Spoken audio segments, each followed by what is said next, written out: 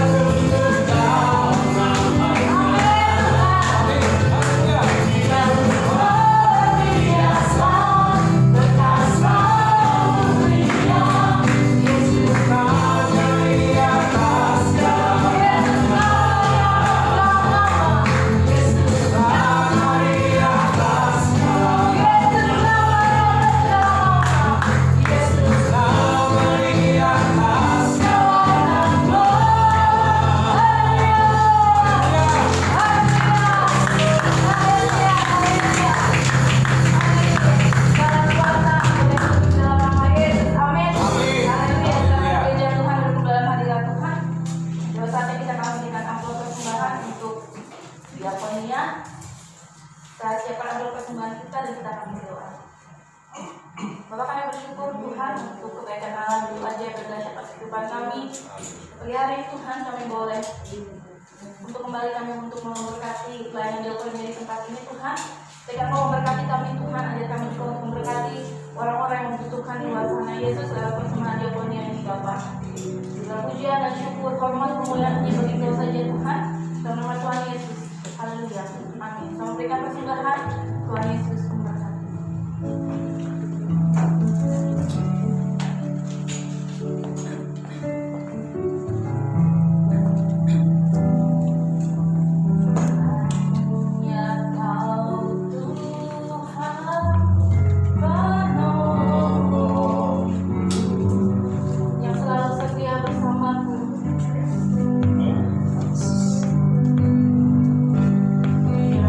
Selalu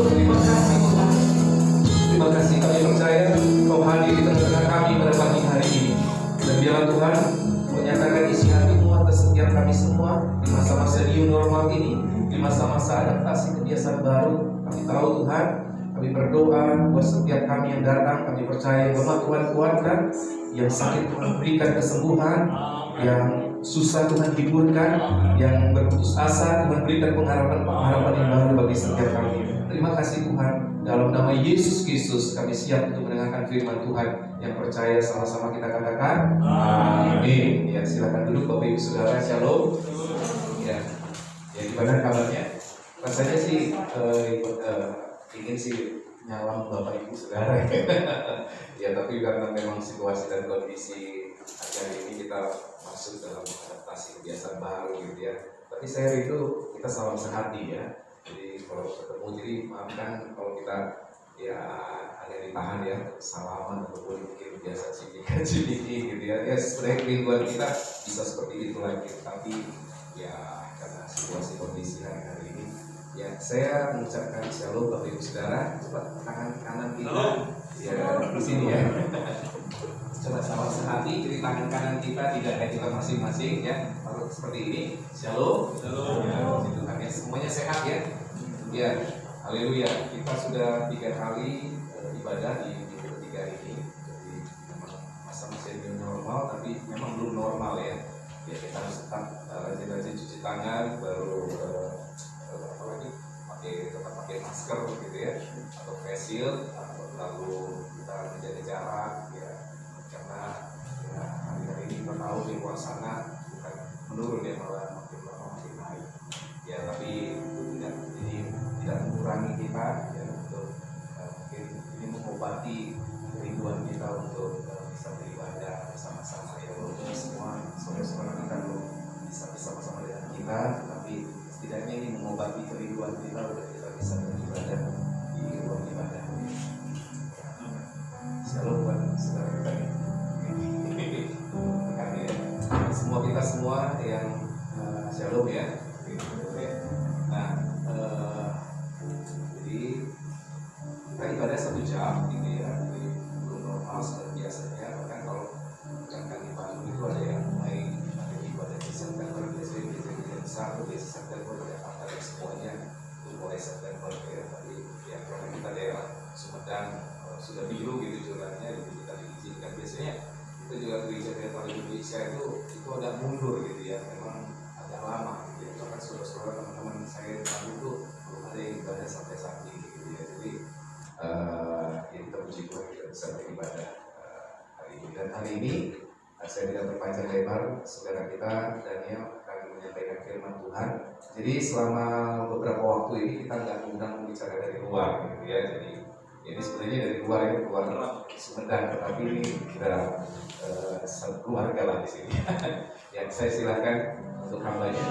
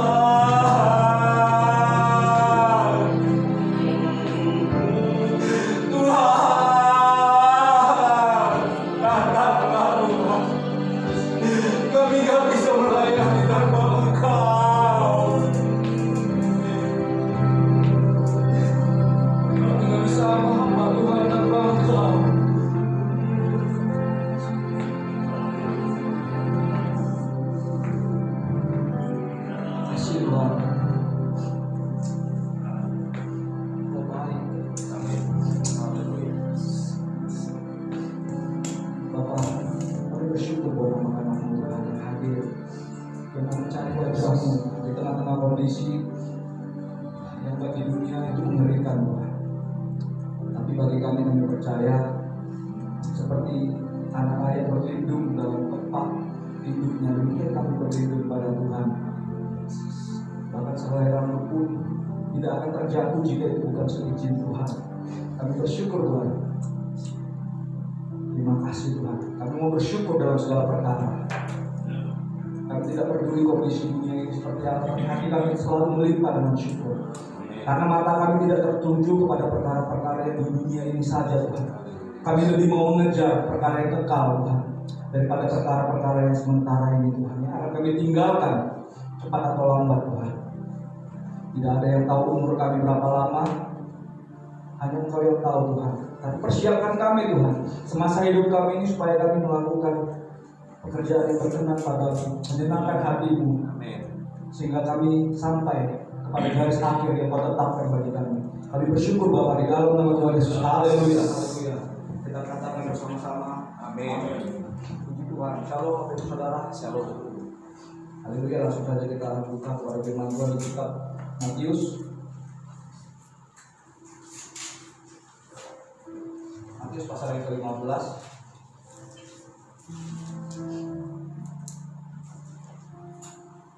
Ayat yang ke-25.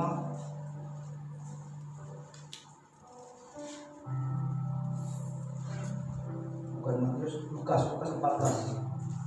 Salah. Lukas 14 ayat yang ke-25 sampai yang ke-27. Bagi saudara yang sudah menemukan, katakan haleluya. Saya akan bacakan firman Tuhan ini kepada kita. Segala sesuatu harus dilepaskan untuk mengikut Yesus.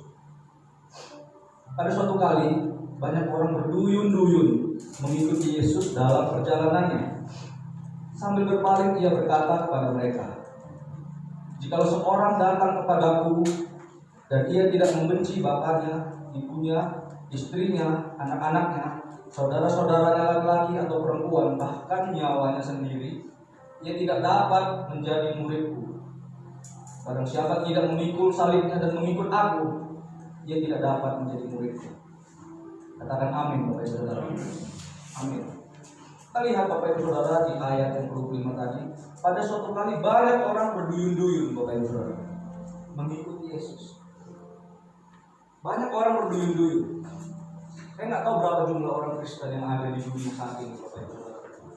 Bahkan kalau nggak salah agama yang terbanyak di dunia itu Kristen. Kalau saya nggak salah ya Bapak Ibu Saudara. Penganutnya itu adalah Kristen. Banyak orang berduyun-duyun. Tapi Yesus berpaling dan berkata kepada mereka, barang siapa tidak memikul salibnya, menyangkal dirinya, dia tidak dapat menjadi murid. Saya mau tanya kepada Bapak Ibu Saudara, pada masa itu ada berapa yang jadi murid Yesus pada akhirnya? Hanya ada 12 orang Bapak Ibu Saudara. Dari orang banyak yang berduyun-duyun Bapak Ibu Saudara, tinggal 12 Bapak Ibu Saudara. Apa yang terjadi? Nah, yang dinamakan menjadi murid itu ada tingkatan-tingkatannya Bapak Ibu Saudara. Tidak semua orang bisa menjadi murid Tuhan. Sama seperti di sekolah. Tidak semua orang berada di kelas yang sama Bapak Ibu Saudara. Yang namanya murid itu ada sekolahnya Bapak Ibu Saudara. Demikian juga di dalam Tuhan. Nah, sekarang kita melihat sesuatu situasi yang terjadi pada masa ini Bapak Ibu Saudara. Ada banyak orang-orang Kristen yang kita melihat gak sanggup Bapak Ibu Saudara. Suatu kali ada seorang hamba Tuhan berkata seperti ini, peristiwa-peristiwa yang kita alami ini adalah jalan Tuhan untuk menunjukkan watak kita yang sebenarnya. Saya mau bersyukur, saya mau berkata, ada banyak isu yang berkembang di luar tentang kondisi saat ini. Ada yang mengatakan itu dibuat oleh manusia, apapun itu Bapak Ibu. Tapi saya mau berkata, tetap itu semua seizin Tuhan. Amin. Gak ada semua yang terjadi ini tanpa seizin Tuhan. Amin. Nah, di sini iman orang Kristen itu harus selalu diuji Bapak Ibu Saudara. Waktu saya pertama kali ikut Kristus, saya kira segala-galanya sudah aman Bapak Ibu. Saya pikir, wah saya udah enak, sudah akan masuk surga. Kemarin kita bincang-bincang dengan saudara Benny. Kita lama ngobrol-ngobrol tentang Tuhan Bapak Ibu di bawah dan di bawah. Saya mau berkata, bagi orang yang belum mulai ke Tuhan, akan gampang berkata, aku mau mati buat Tuhan. Tapi dalam perjalanannya, apakah dia bisa setia? Apakah dia bisa sanggup melewati hal kalau dia dipertemukan dengan ujian yang sesungguhnya? Bapak Ibu Saudara, saya sendiri mengalami, Bapak Ibu Saudara, mengikut Tuhan. Waktu saya mengikut Tuhan, saya begitu menggebu-gebu awal-awal, Bapak Ibu Saudara. Di sana saya berkata, saya bahkan tidak akan menikah, mau seperti Rasul Paulus. Bahkan saya berkata, kalau mati pun buat Tuhan jadi. Nah, apa yang saya ucapkan itu ternyata mendapatkan ujian, Bapak Ibu Saudara. Suatu ketika kita pelayanan penginjilan. Waktu saya mulai ikut Tuhan, saya itu bergabung dengan kelompok orang-orang yang menginjili, orang-orang non-Kristen, Bapak Ibu Saudara, orang-orang Geda. Itu kita dikasih pelajaran untuk memberitakan Injil, bagaimana untuk kepada orang-orang non-Kristen, Bapak Ibu Saudara. Dan waktu itu kita 3 orang berangkat dari Medan ke Kota Padang, Bapak Ibu Saudara. Kita itu berangkat, gak tahu tinggal di mana, gak ada orang yang kenal sama sekali di Padang, gak pernah jumpa orang Padang juga, maksudnya yang kenal di sana sama sekali gak ada, Bapak Ibu. Kita berangkat dari Medan, kita menginjilan dari Bukit Tinggi, kita keliling-keliling dengan iman, Bapak Ibu Saudara. Dan Tuhan pelihara kita. Ada aja berkat bagaimana kita bisa hidup, bisa makan di sana, Bapak Ibu, bisa untuk ongkos berangkat dari kota ke satu ke kota yang lain. Satu hari kita di kota Pariaman, kalau nggak salah, Bapak Ibu, ada Pariaman. Kita menginjili di situ seorang anak muda. Dan waktu itu seorang anak muda itu akhirnya dia terbuka, dia nggak menolak Kristus, Bapak Ibu Saudara. Nah, waktu itu kita nggak punya tempat tidur.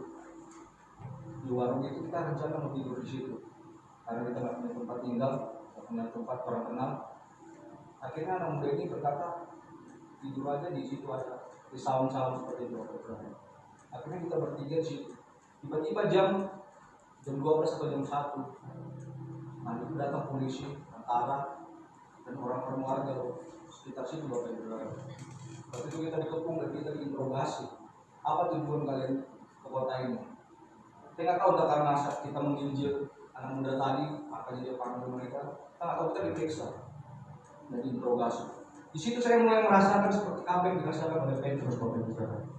Petrus waktu Yesus berkata gini, satu kali aku akan disalibkan, dan Petrus berkata seperti ini, sekalipun engkau mati, aku akan mati bersama-sama dengan engkau. Kata Petrus begitu. Sebenarnya itu keluar dari mana, Bapak Ibu? Kesombongan. Pada akhirnya, waktu Yesus ditangkap dan Petrus melihat Yesus, ada seorang perempuan menegur Petrus, "Kau bukan muridnya." Waktu itu Petrus berkata, "Aku nggak kenal siapa Yesus." Jadi waktu itu saya mengingat firman itu, saya ngalami, Bapak.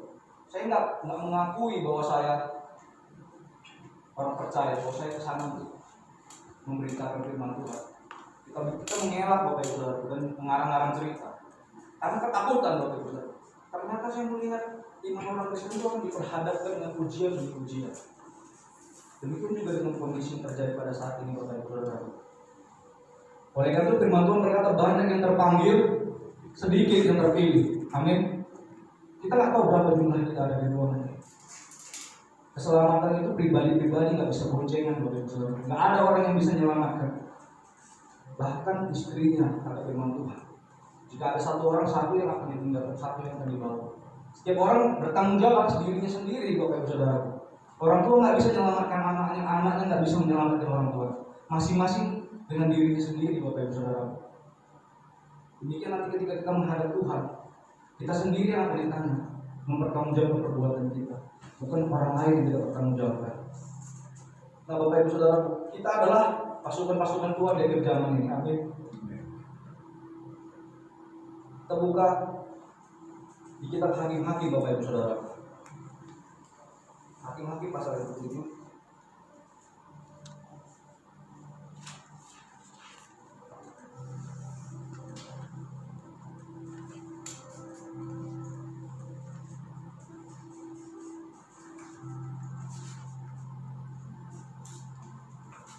Hakim-Hakim pasal yang ke-7 ayat yang pertama sampai yang ke-7.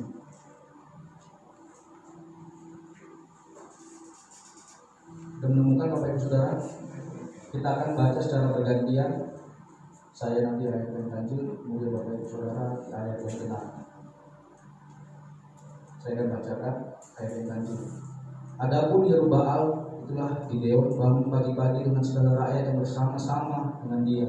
Lalu mereka berkemah dekat mata air Haron. Perkemahan orang Midian itu ada di sebelah utaranya, dekat bukit More di lembah. Berfirmanlah Tuhan kepada Gideon, terlalu banyak rakyat yang bersama-sama dengan kau itu kepada orang yang kundaki untuk menyerahkan orang Midian ke dalam tangan mereka.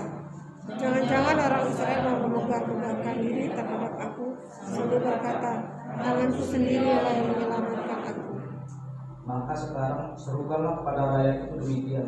Siapa yang takut dan gentar, biarlah ia pulang tengah dari pegunungan Gilead. Lalu pulanglah 22.000 orang dari rakyat itu, dan tinggallah 10.000 orang. Tetapi Tuhan berfirman kepada Gideon, masih terlalu banyak rakyat, suruhlah mereka turun meminum air, maka aku akan menyaring mereka bagimu di sana. Siapa yang mengirim kepadamu, inilah orang yang akan pergi bersama-sama dengan engkau. Dialah yang akan pergi bersama-sama dengan engkau. Tetapi barang siapa yang difirmankan kepadamu, inilah orang yang tidak akan pergi bersama-sama dengan engkau, dialah yang tidak akan pergi. Lalu Gideon menyuruh rakyat itu turun minum air, dan berfirmanlah Tuhan kepadanya, barang siapa yang menghirup air dengan lidahnya seperti anjing menjilat, haruslah kau kumpulkan tersendiri. Demikian juga dengan semua orang yang berlutut untuk minum. Jika orang yang menghirup dengan membawa tangannya ke mulutnya, ada 300 orang, tetapi yang lain dari rakyat itu semuanya berlutut minum air. Ayat yang terakhir kita baca bersama-sama. 1, 2, 3. Lalu berfirmanlah Tuhan kepada Gideon, dengan 300 orang yang menghirup itu akan kuselamatkan kamu. Aku akan menyerahkan orang Midian ke dalam tanganmu. Tapi yang lain dari rakyat itu semuanya boleh pergi masing-masing ke tempat kediamannya. Nah, kisah daripada perjalanan prajurit-prajurit Gideon ini juga ketika saya renungkan sama dengan jumlah orang yang mengikuti Yesus. Tadinya mereka ada berjumlah 32.000 orang, Bapak Ibu Saudara. Tapi kita tahu berapa orang pada akhirnya yang pergi melakukan pekerjaan Tuhan bersama dengan Gideon. Hanya 300 orang, Bapak Ibu Saudara. Itu 99% Bapak Ibu Saudara. 99% meninggalkan, akhirnya tersaring Bapak Ibu Saudara. Dan tinggal hanya 300 orang Bapak Ibu Saudara. Nah, apa yang saya pelajari dari ayat-ayat ini Bapak Ibu Saudara? Penyaringan Tuhan yang pertama itu pada saat yang mana Bapak Ibu Saudara? Kita lihat di ayat yang ketiga Bapak Ibu Saudara. Kita baca ayat yang ketiga bersama-sama. 1, 2, 3. Maka sekarang serukanlah kepada rakyat itu demikian. Siapa yang takut dan gentar? Stop. Nah, pertama-tama di sini seleksi yang pertama adalah takut dan gentar Bapak Ibu Saudara. Dikatakan siapa yang takut dan gentar boleh pulang Bapak Ibu Saudara. Tidak usah ikut perang Bapak Ibu Saudara. Nah, hari-hari ini apa yang menyerang pada umumnya umat manusia Bapak Ibu Saudara? Dengan pandemi yang terjadi bahkan bukan hanya di Indonesia tapi seluruh dunia Bapak Ibu Saudara. Ketakutan Bapak Ibu Saudara. Ketakutan. Tuhan bilang kalau kamu takut kamu nggak sempurna, kamu nggak mengasihi aku, kata firman Tuhan di kitab 1 Yohanes. Bapak Ibu Saudara. Kalau kita takut itu waktu Petrus, suatu ketika Petrus dipanggil oleh Tuhan Yesus dari atas perahu, ayo turun ikut aku. Itu berjalan di atas air. Waktu itu Petrus mulai berjalan. Tapi ketika dia takut, dia tenggelam Bapak Ibu Saudara. Nah, demikian juga dengan kita. Apa yang kita takutkan Bapak Ibu Saudara hari-hari ini? Ketika kita takut, kita akan tenggelam Bapak Ibu seperti Petrus. Nah, apa yang membuat orang itu takut? Saudara, ketika saudara mengingat 12 pengintai Bapak Ibu Saudara, 10 orang membuat jutaan orang Israel gugur Bapak Ibu Saudara. Kenapa? Suatu ketika Musa mengutus 12 orang pengintai, hanya 2 orang yang percaya, yaitu Yosua dan Kaleb Bapak Ibu Saudara. 10 orang lagi berkata, memang bagus itu kan. Tetapi kata mereka, orang-orang di sana besar. Dan kabar itu membuat orang-orang yang mendengarkan mereka itu ketakutan semua, bahkan hampir semua orang Israel. Hanya 2 orang dari keturunan mereka pada waktu itu yang selamat, Yosua dan Kaleb. Nah, sekarang ini apa yang kita dengarkan Bapak Ibu Saudara? Berita apa yang kita masukkan ke telinga kita dan ke hati kita? Itu yang membuat kita akan takut atau kita berani Bapak Ibu Saudara. Nah, saya sendiri meskipun di grup, di televisi ada banyak berita tentang apa yang terjadi saat ini, Saya nggak terlalu mau mendengarkan itu Bapak Ibu Saudara. Karena iman timbul dari pendengaran Bapak Ibu Saudara. Apa yang kita dengarkan itu menghasilkan iman, sekalipun iman negatif Bapak Ibu Saudara. Kalau kita mendengarkan orang meninggal karena virus itu segala macam, nah itu menghasilkan iman Bapak Ibu Saudara. Saya percaya orang menjadi takut, bahkan dikatakan ekonomi runtuh, akan kebangkrutan, akan jadi jatuh miskin. Orang menjadi beriman kepada itu Bapak Ibu Saudara. Oleh karena itu seperti kedua pemerintah kita seperti 10 orang yang memberitakan kabar yang buruk atau 2 orang yang kabar baik Bapak Ibu Saudara. Demikian juga dengan posisi kita. Saya nggak pernah mau menceritakan.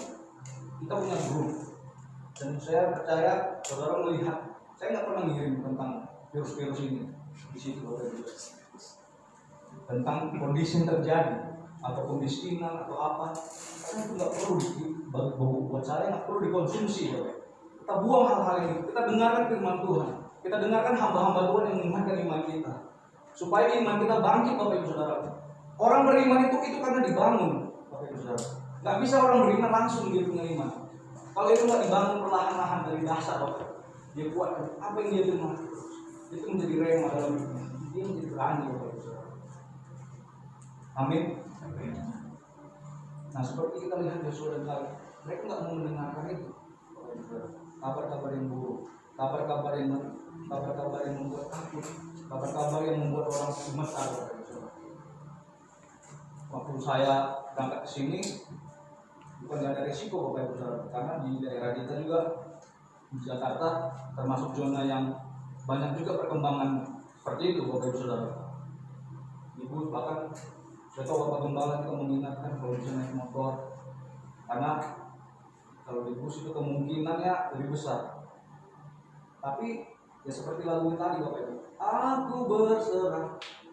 Ya kita kalau kita berserah, ya udah apa yang terjadi Bapak Ibu.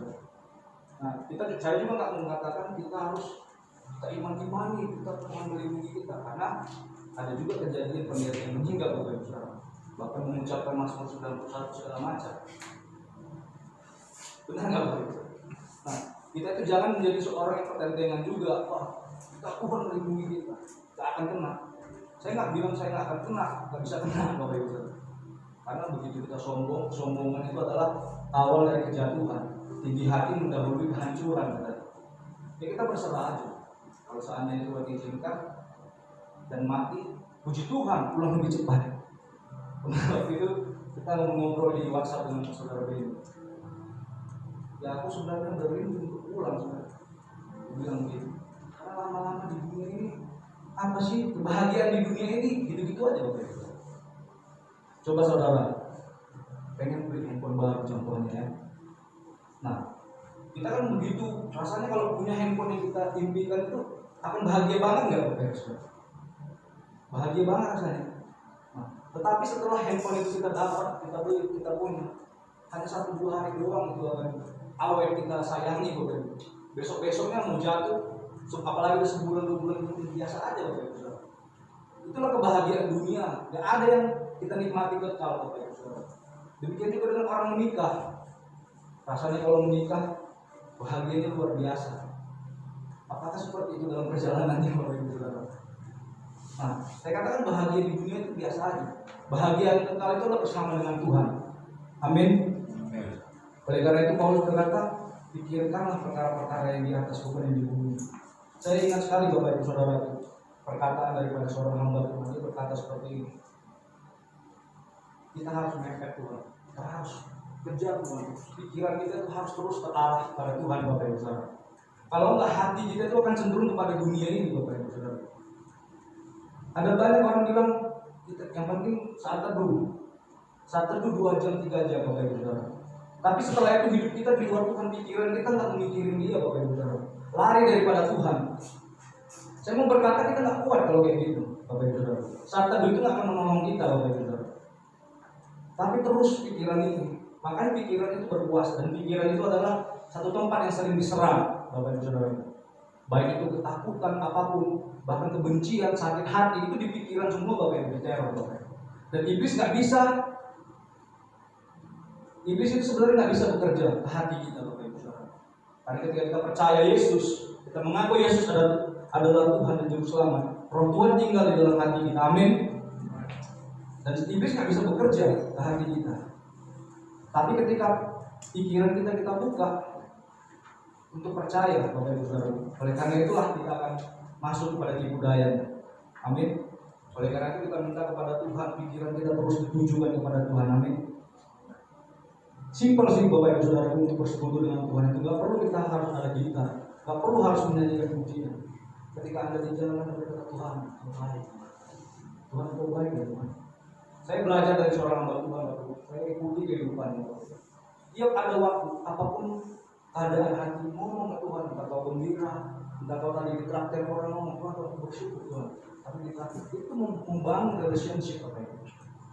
Tuhan itu kita undang ke dalam hidup kita sebagai tamu yang terhormat Bapak Ibu. Tapi ketika tamu yang kita undang itu nggak pernah kita ajak berkomunikasi. Bagaimana perasaannya Bapak Ibu Saudara? Sama ketika kita datang ke teman kita, dan dia terus di dapur Bapak Ibu, dia sibuk masak, dia sibuk nonton TV. Kita dibiarkan duduk sendirian gitu di ruang tamunya Bapak Ibu. Bagaimana perasaan kita? Saya pikir kalau saya diperlakukan seperti itu, saya akan cepat-cepat pamit pulang Bapak Ibu Saudara. Demikian juga dengan Tuhan. Kalau kita nggak ajak ngobrol Bapak Ibu, loh kan Tuhan nggak akan jawab.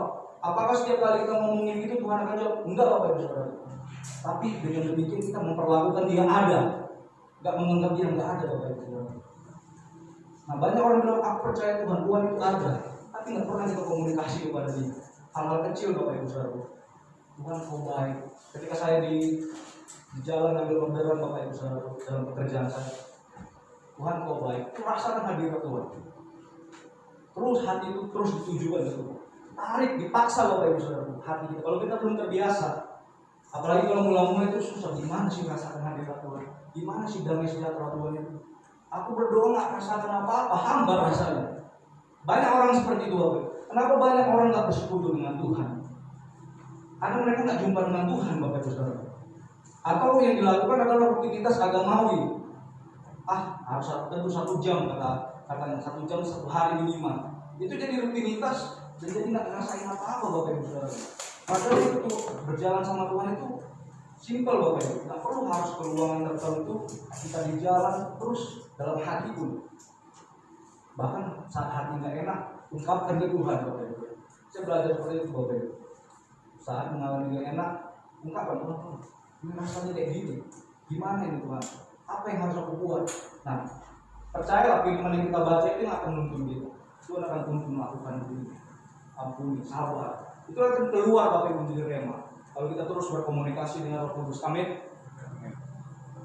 Nah, Bapak Ibu Saudara, yang kedua, kita melihat di sini. Pertama itu pulang 20.000 orang Bapak Ibu Saudara. Nah, yang tertinggal ada 12.000 orang Bapak Ibu Saudara berada, benar kan? Dan dari 12.000 orang ini pun disaring lagi Bapak Ibu Saudara.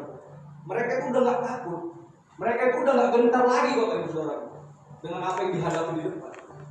Yang 12.000 ini udah berani maju Bapak Ibu Saudara. Adalah orang-orang yang berani ikut Tuhan. Tetapi ini pun dipulangkan juga Bapak Ibu Saudara. Nah kita lihat.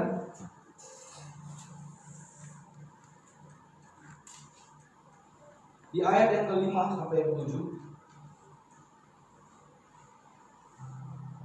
saya akan bacakan bagi kita. Lalu Gideon menyuruh rakyat itu turun minum air, dan berfirmanlah Tuhan kepada barang siapa yang menghirup dengan air, lidahnya seperti anjing menjilat, haruslah kumpulkan tersendiri. Demikian juga orang yang berlutut untuk minum. Jumlah orang yang menghirup dengan membawa tangannya ke mulutnya ada 300 orang. Apa sebenarnya artinya ini Bapak Ibu Saudara? Mereka dihadapkan dengan air. Mungkin mereka kecapean di jalan. Mereka butuh sesuatu Bapak Ibu. Dan mereka dihadapkan dengan sungai yang luas Bapak Ibu.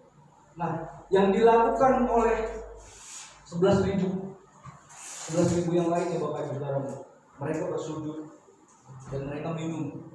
Mereka nggak lihat lagi yang lain. Dan mereka hanya tunduk dan minum Bapak Ibu.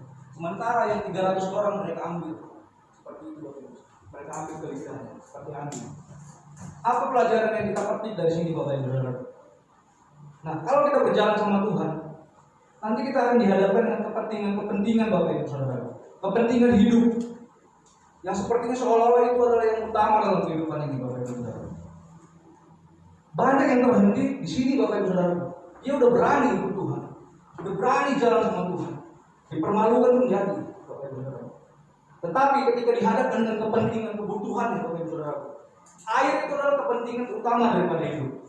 Orang itu nggak bisa hidup tanpa air Bapak Ibu Saudara. Bahkan dikatakan dari tubuh manusia ini adalah terdiri daripada air Bapak Ibu Saudara. Ketika dihadapkan dengan kepentingan hidupnya, banyak mereka yang bersujud, berhenti di situ Bapak Ibu Saudara. Mereka nggak jalan lagi, mereka nggak melihat lagi ke depan Bapak Ibu Saudara. Apa rencana Tuhan? Apa panggilan Tuhan untuk hidupnya?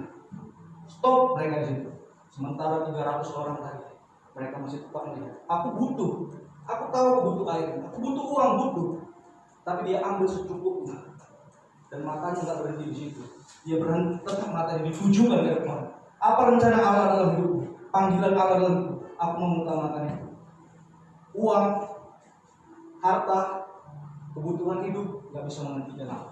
Harusnya begitu Bapak Ibu Saudara. Dan kita lihat belasan ribunya dipulangkan Bapak Ibu Saudara, karena mereka stop di sini. Dan juga dikatakan seperti anjing. Sikap daripada anjing itu adalah setia Bapak Ibu Saudara. Setia. Mau keadaan kayak enak Bapak Ibu Saudara, tetap mereka setia mengikut Tuhan. Sampai di sini saja firman Tuhan. Kiranya kita menangkap apa yang daripada Tuhan.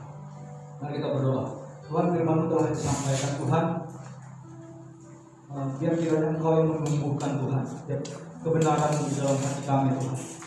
Tolong kami Tuhan. Kami ini lemah. Kami tahu kemampuan kami gak seberapa Tuhan.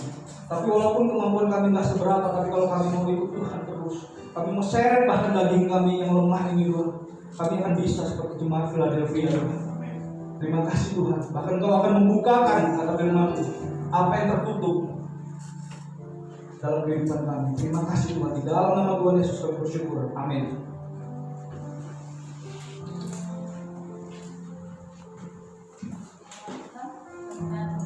Firman Tuhan pada hari ini siapa yang berkata boleh sampaikan namanya. Haleluya.